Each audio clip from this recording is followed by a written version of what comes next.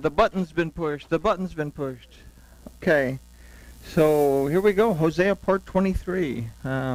We'll finish chapter 7. Oh boy. As Trina was telling me, oh, we only got 7 more to go. So, but it only took us 23 weeks to get here. So we'll be done before you know it. And then we can start Amos. So. Oh yeah. Oh yeah. We'll just take it. There we go. All right. We only have 1 day left for fall. Oh yes, yeah. Trina's reminding me to make the announcement again for Saturday. So don't forget, Saturday is the plagues of Egypt. So starts at 11 to 4. Huh? Mm-hmm. Yeah, you already. Huh. Okay. So okay, but all right, let's talk to our Elohim, and then we'll take a look at this kind of reinforces a little bit of what we studied last time, but it gives it to us from another perspective on what Yisrael is doing and what what repeats itself over and over throughout our history. So, Father Yahuwah, we thank you for this opportunity to study your word, this opportunity to look at ourselves and find out where we are in our relationship. We ask tonight that you will open our eyes, open our ears, and open our hearts so that we can see, hear, and understand clearly what your Spirit tells us, and that we can identify the changes that we need to make while you wait patiently for us. We thank you for it. In the name of Yahushua, amen. All right, so I kind of took last week's study and just crunched it into this little introductory thing to kind of get an idea of where we were last time and how it fits into what's going on in these last 3 verses that we're going to look at. We're going to look at verses 13 through 16. But last study we considered, without a doubt, the soul of humankind has come near to a hunger and a desire for what is not good, a state of being that is displeasing to Elohim. This hunger for what is not good has surely affected humankind's knowledge, understanding, morals, emotions, thinking, conscience, memory, and its inclination to act. Those who have the responsibility to use wisdom and authority in understanding and teaching the truth of the word of Yahuwah grow stale and fester towards a state of leprosy and in the darkness. The controversy is that when truth is discovered and brought to light, it is quickly attacked by the established dogma of the religious authority. And Ed pointed out that this kind of loops back around. The religious, or the established dogma of the religious authority, has come from those with a hunger or a desire to do what's not good. And if we consider a lot of the doctrines that worked their way in, they were worked in because of greed, a desire for control, and they've become established doctrines now that we still hold on to and cling to. So this when changes come, when controversy is found and truth is discovered, it's the established dogma of the religious authority that really starts to knock things down. Those who seek to judge, live and act in accordance to the Torah are oppressed through the manipulation of the word of Yahuwah by those who are inflamed by their desire to do what is not good. As the authority of those who are inflamed with a desire to do what is not good is based on a lie. And this continues, this idea of those who make a lie, make and love a lie, continues. It's something that we find that begins in the Torah when Moses is talking about that prophet that we talked about, the one that has dreams and sees visions and whatnots and starts to bring the people away from worship of Yahuwah. And it continues into the prophets with the division, the separation of the kingdoms, because Solomon, who was very devoted in the beginning, in Kings, he's considered one of the evil kings. And we still say, oh, well, Solomon was a great guy and everything. And then we have this atrocity that happened in the kingdom of Israel. Jeroboam was chosen, and Elohim sent a Nabi, a prophet, to him, saying, you're going to get 10 kingdoms, and I expect you to bring everything back in line. And he began to do what was evil, and as a result, it got worse and worse and worse until captivity took place. So this making and loving a lie is that continual loop until we get to Revelation in 22:15, where it says, outside the gate are those that are the dogs and the murderers and the manipulators and those who make a lie, make and love a lie. So it's a continuing theme. But with that in mind, we're going to consider, like I said, Hosea chapter 7, verse 13 through 16. And it starts with verse 13, woe to them, for they have strayed from me. Destruction to them, for they have transgressed against me. Shall I then redeem them, seeing they have spoken lies against me? So we read this and we kind of get the idea. Okay, it's too bad for them. I'm going to destroy them. They've transgressed against me. And then it seems like he's kind of being sarcastic, if we can say that Yahuwah, it can be sarcastic. You know, he has a sense of humor sometimes. I mean, look at the duck-billed platypus. But anyway, so the last thing that we considered in the study of Hosea was, I, Yahuwah, am always present and ready to bring you back when this congregation of people are able to perceive, discern, and understand, and moves towards me, I will teach them. And this is what we got from this verse 12 that said, I'm going to spread my net. And we kind of deconstructed the Hebrew, and this is a concept that Elohim is ready to bring us back.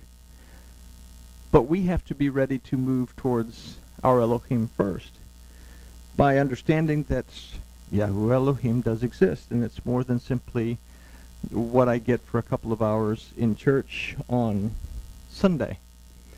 So anyway, the final thought from last go around was the separation from Yahuwah due to spiritual idolatry is large and will lead many to a permanent state of separation. Yahuwah is present and is waiting for those who will perceive, discern, and understand the truth of his word to move towards him and make teshuvah. It is then that Yahuwah their Elohim will teach them and inscribe the words of his Torah onto their hearts. And this is literally what Brit Hadashah is. It's not a restored covenant or a new covenant. It's a covenant that's been inscribed in the heart of the people, that we actually carry the covenant within us. So verse 13 begins with a comment towards those who do not seek to return to Yahuwah Elohim. And we know that in the northern kingdom, that even though there was an opportunity to have that second Passover, the majority of the kingdom decided not to do it because they were loyal to the king, although a few did go back. So, but it starts with woe to them. And the Hebrew is oy lechem, or oy lachem, that translated as woe to them. Now the word used for woe is oy. So now we know what oy is. That means to grieve and comes from the root avah, that means to wait longingly for and to have a desire for.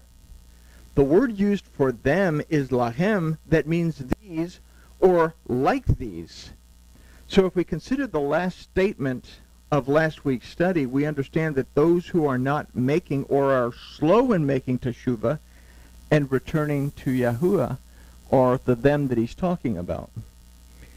So today, after 2,000 years, there is still slow progress being made to return to the worship of Yahuwah in agreement with his Torah, and this transition is still being met with resistance and at times hateful resistance. Now, the root of lahem is also halak. That means to walk or a way of life. So we can take this woe to them, and we can consider from this phrase that Yahuwah grieves as he waits longingly for those who walk and live outside of his Torah. So is this something that he hates these people that are not walking according to his Torah? Or is there still love there? But he's waiting. And he's waiting patiently for them to figure it out, make teshuvah, and come back. So is there another 2,000 years to wait? And I asked that as a question. Yeah, I was thinking, the rabbis say that the 6 alephs in Bereshis 1:1 represent 6,000 years of Adam. And this is how the brain works when you're looking at stuff like this. And I say, well, we're in 5777, and the age of man only goes to 6,000. Is there another 2,000 years to wait if we think about it from that point of view? But that would just be speculation. So anyway, when Yahuwah sent the Nabi to speak to Jeroboam, telling him that he would rule over the 10 tribes of Israel, he longed for Israel to turn away from the wickedness that Solomon had allowed for them to, and for them to return to him.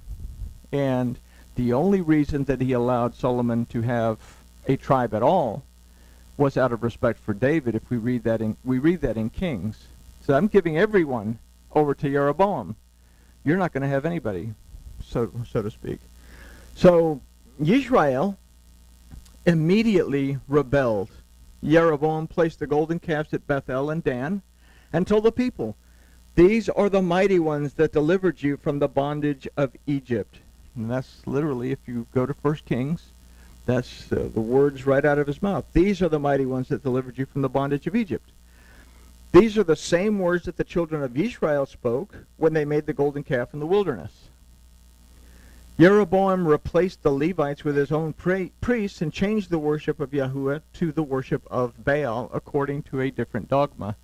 So we see the changes that took place immediately by the guy that Seh Elohim sent a prophet to and said, "I'm going to trust you with the 10 kingdoms, or with the 10 tribes, if you will follow me." But obviously that wasn't in the works. So there was probably a reason for that, and we'll find that out as we continue in the prophets.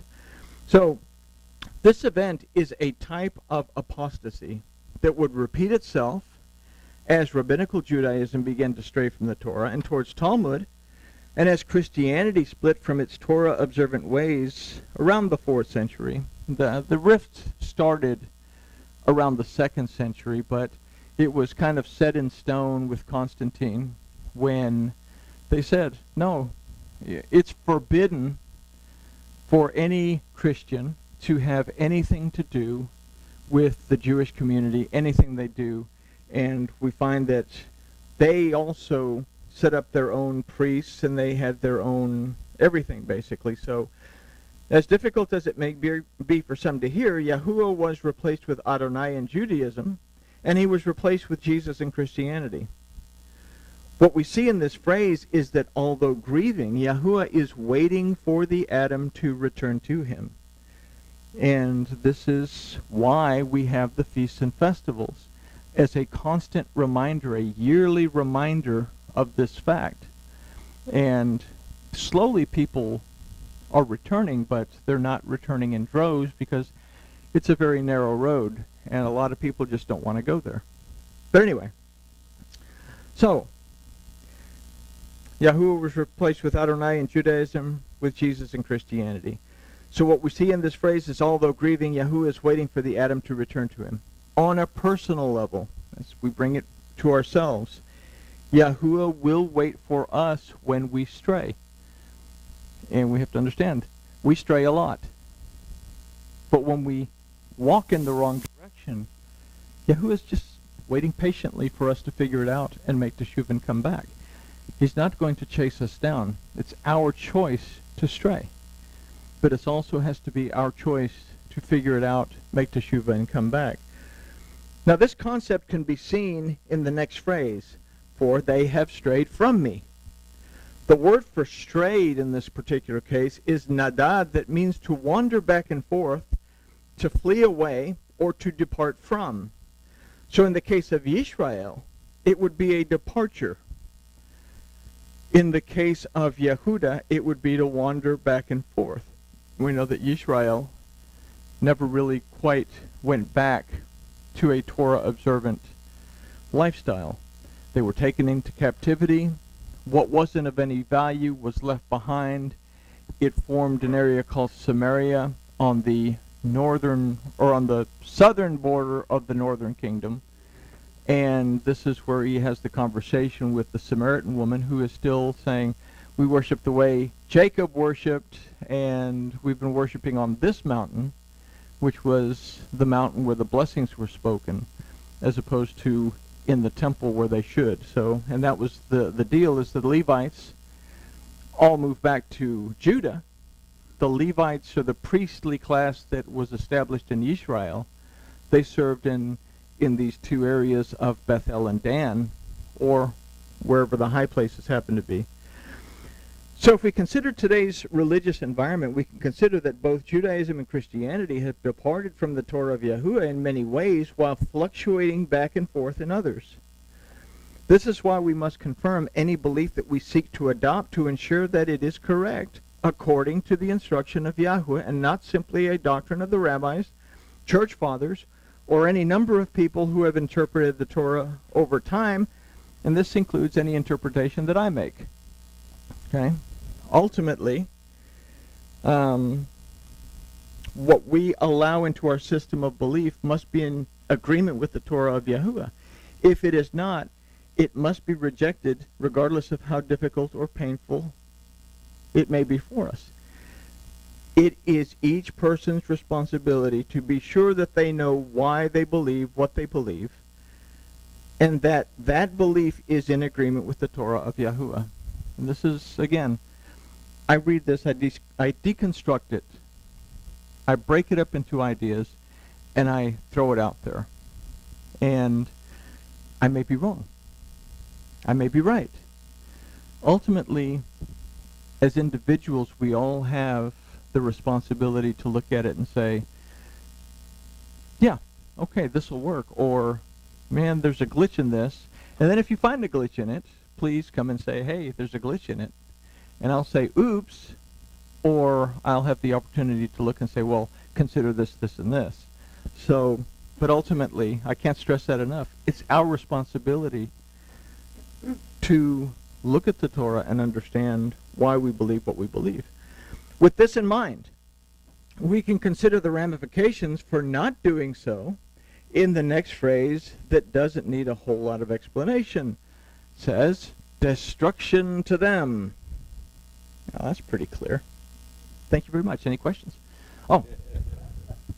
The word for destruction here is shod, that aside from destruction means to come to ruin. And the root of this word is shud, that means to spoil out of insolence, which means a lack of reverence or respect. So what we consider is that failing to reverence or respect Yahuwah and his instruction will lead to ruin, spoilage, and ultimately destruction. And this is confirmed and reinforced in the next phrase that says, for they have transgressed against me. The word for transgress here is fasheu, that does not mean to sin. Okay, there's a difference between transgression and sin. Transgression is something that we do, and we say, oops, and we make teshuvah, and we transgress the same way again, we say, oops, and we make teshuvah. But transgression becomes sin when we transgress, and we don't bother to say, oops, and we say it's totally okay, and we continue in the same transgression. Then it evolves into what we call sin, because then it's a permanent state of being. So, but it means to rebel against something that can be changed if there is a desire to do so. This word also means to apostatize.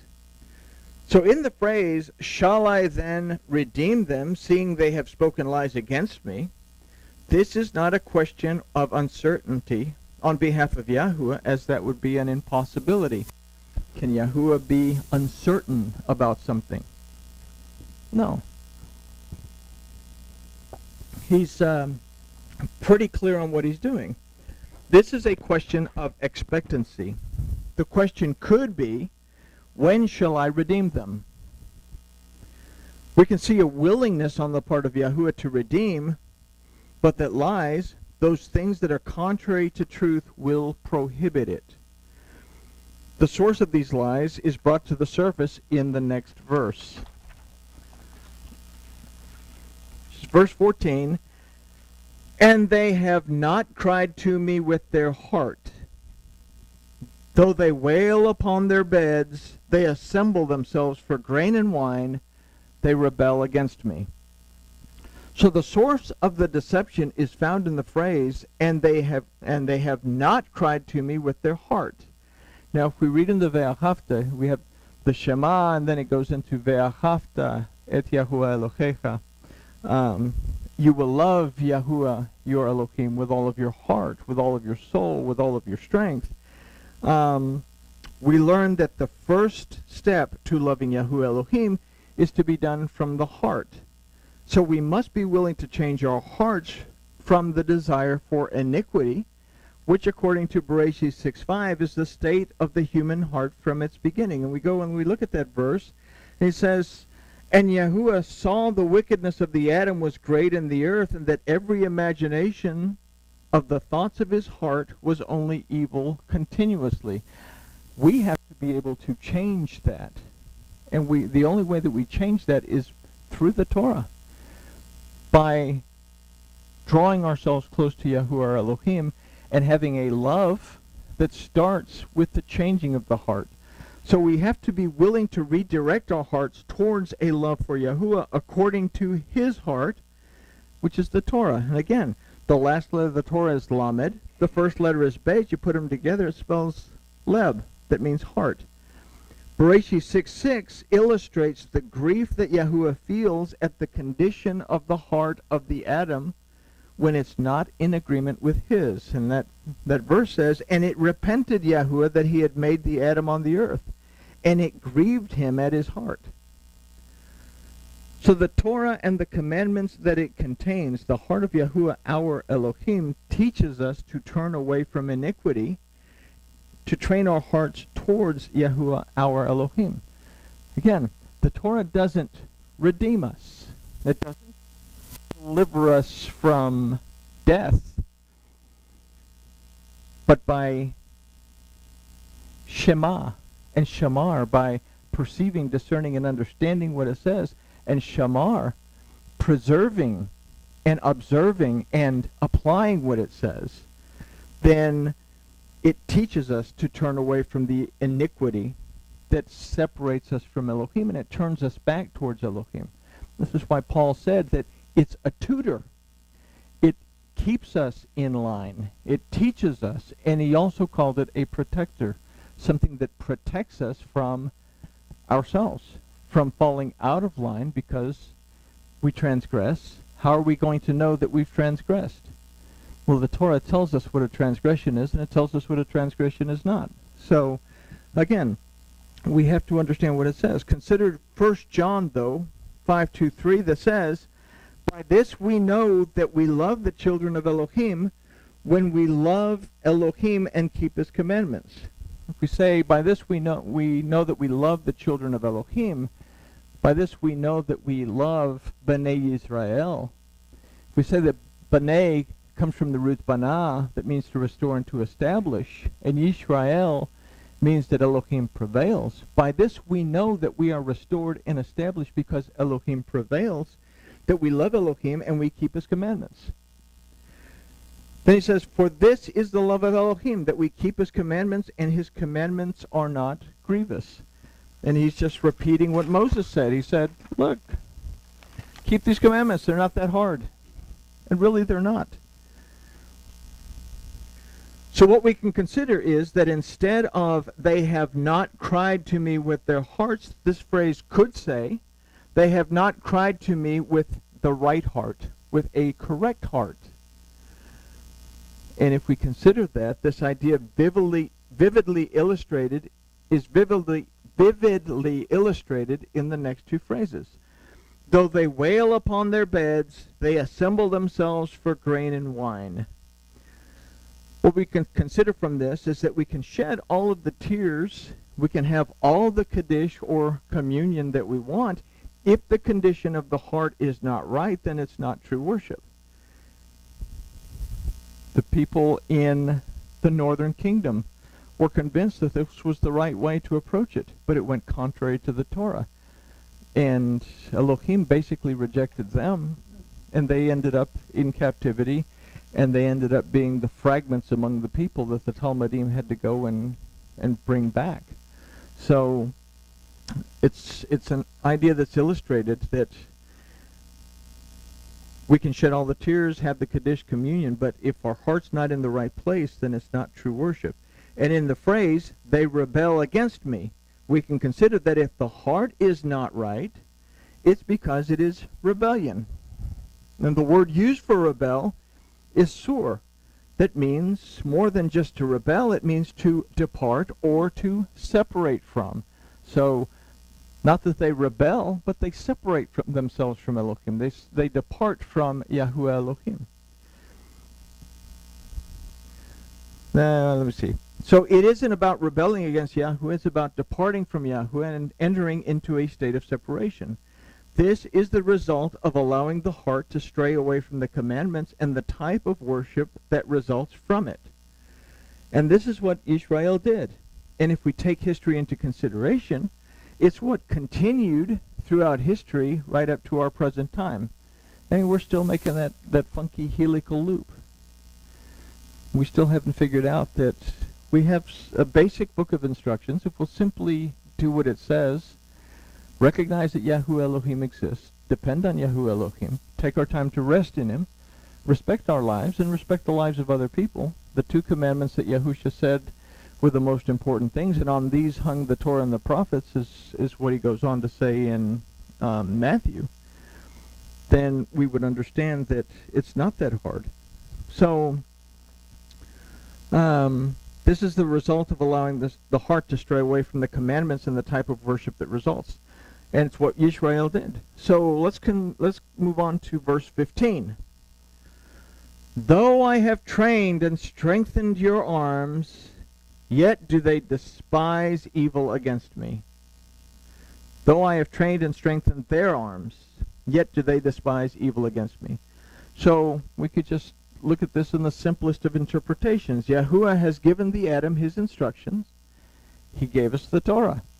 Then he sent the prophets and Yahusha to teach and to strengthen the Adam. Then he sent the Ruach. The Ruach has come to teach and to guide the Adam. And in all of this, Yahuwah has still been rejected. Yet do they devise evil against me. And the result of this is verse 16. "They return, but not upwards. They have become like a deceptive bow. Their princes shall fall by the sword for the rage of their tongue, and this shall be their derision in the land of Egypt."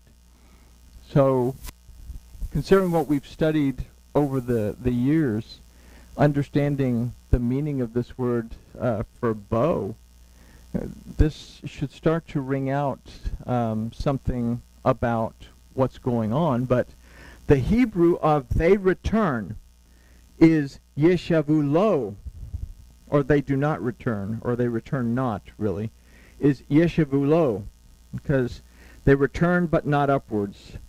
The word for "not" in this phrase is lo, which illustrates the desire to not return.